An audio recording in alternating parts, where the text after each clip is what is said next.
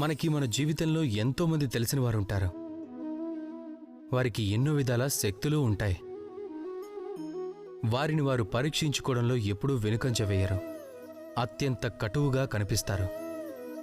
దృఢ నిశ్చయులై ఉంటారు. అయినా సరే వారికి మాత్రం విజయం లభించదు. ఎందుకని? అందుకు గల కారణం ఏమిటి? లోహపురుషుడు అని పేరు పొందినప్పటికీ కూడా వారికి విజయం ఎందుకు లభించడం లేదు?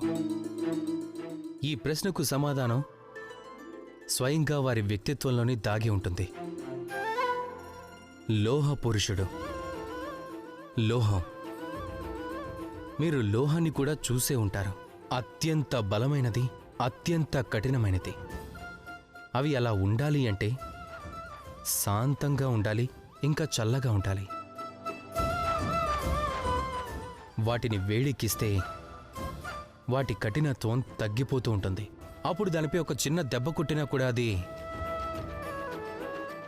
దాని ఆకారాన్ని మార్చుకుంటుంది. అర్థమైంది కదా?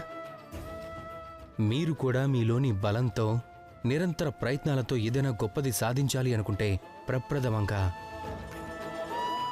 మనసుని శాంతిపరచుకోండి. దానిని ఎప్పుడూ చల్లగానే ఉండనివ్వండి. జీవితంలో మనకి లభించిన దానితో సంతోషపడటం నేర్చుకోండి. క్రోధాన్ని పెంచే ఆలోచనలు ఏమిటో మీరు తెలుసుకోండి. ఆ ఆలోచనల్ని పతనం చేయండి. లేదంటే ఈ క్రోధమే మిమ్మల్ని పతనం చేసేస్తుంది. రాధాకృష్ణ.